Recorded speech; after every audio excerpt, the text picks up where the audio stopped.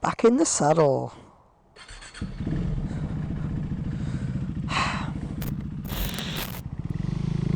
My God, it's windy today, folks. Jeez Louise. So then, guys and gals, what's going on? JBL Motovlogs today, and welcome back to another video. It has been a little while since I sat on the bike, threw the microphone on, and started recording. So let me tell you a little story on how this video came about. Someone must be cold. So I was in bed this morning, waiting to get up for work. I start at 7:30 in the morning. I could hear the rain absolutely smashing its way down outside, and I thought, by God, I can't be bothered riding to work in that. But anyway, then I thought, you know what, why don't I like riding in rain? What's the downside of riding in rain and bad weather and winter as a whole? Because it's September now, recording this and probably uploading it, and it's coming towards that time of the year. But then I thought to myself, actually, riding in rain isn't all that bad if you've got the gear to protect yourself from the water. And luckily for me, I say luckily, I'm not really lucky because I bought it, but you know. But luckily for me, I do have the gear to protect myself from rain. Just trust me, it's an absolute blessing riding around in the rain with good tyres that work in the rain and gear that keeps you dry. There's something very therapeutic about riding when it's raining. But yeah, we'll pull up over here in a second and we'll carry on with what you've clicked on the video for. So let's talk about what I wear when it's, oh my God, look at it. Look at that view. Let's talk about what I wear in the rain, in the winter, when I ride this beast. So we'll start head to toe, right? What I wear in summer, let's get out of the way. If you watch the channel, you know what I wear. If you don't, I'll tell you. In the summer, I wear my RST leather suit. I just bought a leather suit, a race suit. In the summer, it's convenient, looks good, one piece, keeps you cool, keeps you protected, brilliant bit of kit. But when it comes to winter, there's a few air holes in that, letting a lot of air in, and it can be a tad cool. And especially when it starts raining, the fabric bits underneath your arms and around your shoulders, the fabric gets wet, you get wet. Unhappy days.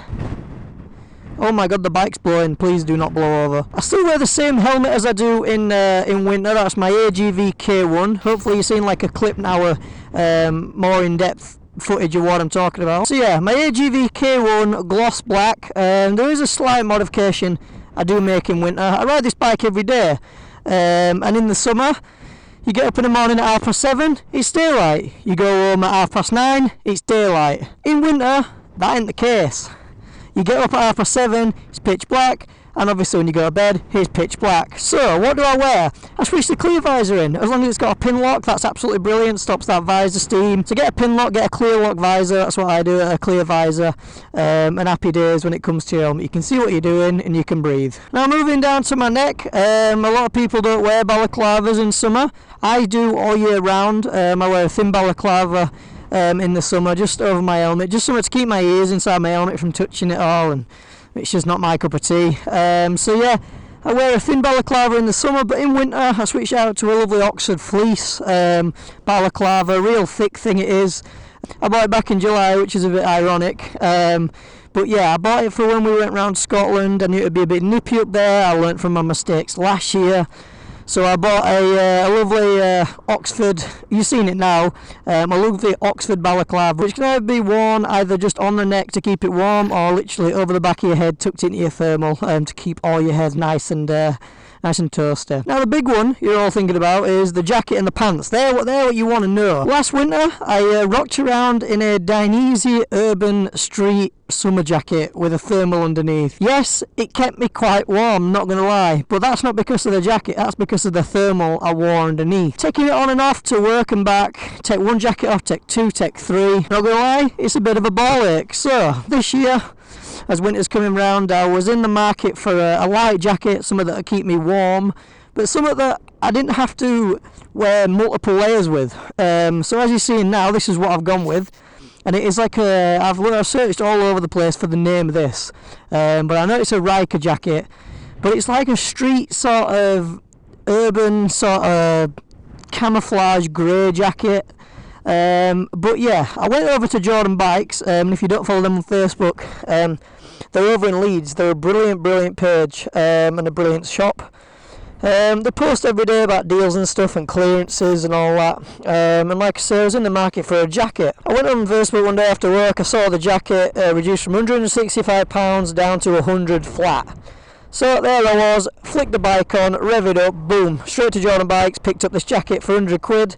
Should be 165, 145, I can't remember. But for 100 quid, it's an absolute steal. It's got, I think it's DT3 or DC3 armour inside, back protector, zips right up to your chin, removable hood, removable lining, removable padding, removable protective armour as well. Inside the hood, it's all fleeced as well, so when you want to zip it up, you've still got fleece around the neck as well. It's all fleeced inside, and then along paired with the Oxford one I've got, your neck's pretty much staying toasty as long as you ride. So yeah, brilliant jacket. I think it's got like 2 pockets on the outside, one on the chest, one inside on the right, one inside on the left. So yeah, overall brilliant jacket. Can tighten it, can fit it to you. It's got a lot of air vents for summer.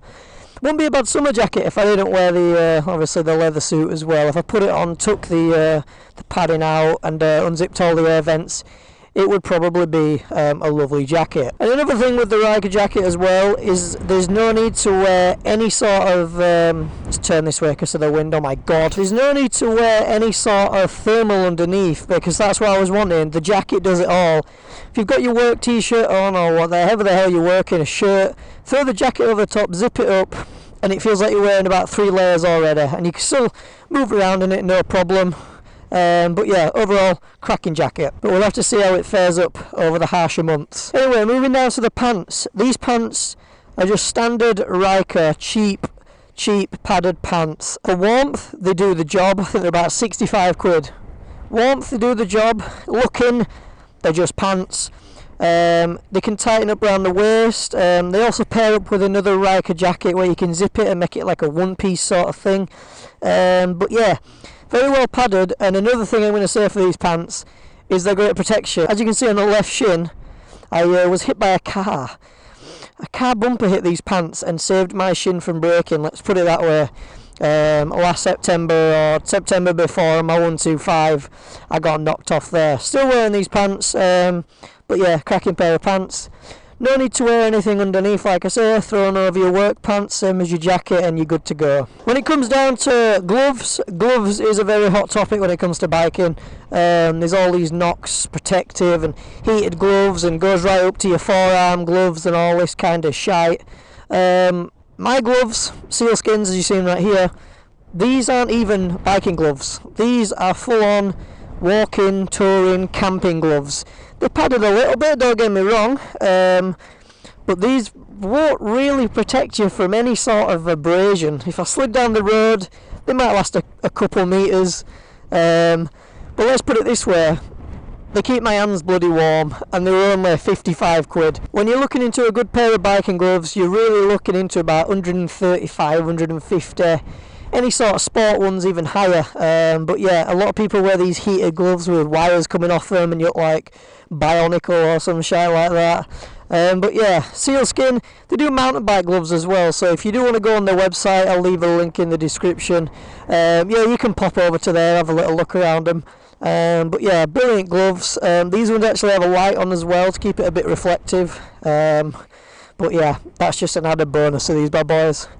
Another good thing about these gloves is right here, they actually have touch resistant sort of fabric, so when you're on your phone, if it's ever on your dashboard and you pull over and you just can't be arsed taking your gloves off, they just work with your phone, so that's absolutely fantastic.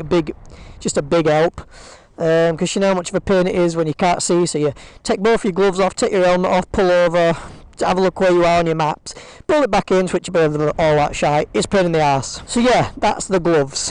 When it comes down to shoes, I wear the same shoes I wear all year round because the pants go over the shoes. They're water resistant, they're good for summer, good for winter, good for anything. And they're just the good old Frank Thomas's. Again, I've looked all over these, I don't know what they're called, they're just Frank Thomas boots. Again, got them from J&S in a sale, reduced from 105 down to 85. Another absolute steal for these two. Great protection, great heel protection, great toe protection, just overall a pretty good boot.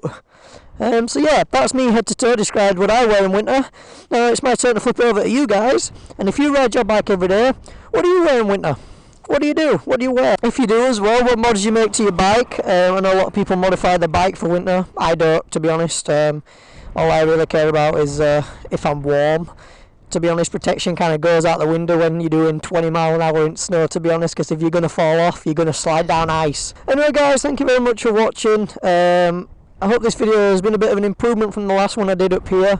If you do watch the channel, you remember that I did a video on the power parts windscreen for the KTM, this bad boy right here, over there somewhere, and it was when I first started the channel. There was no structure to the video. I pulled over, rambled a bit on, a bit like I'm doing now, but yeah, speeding it out, rushing it, nervous people walking past, whatever.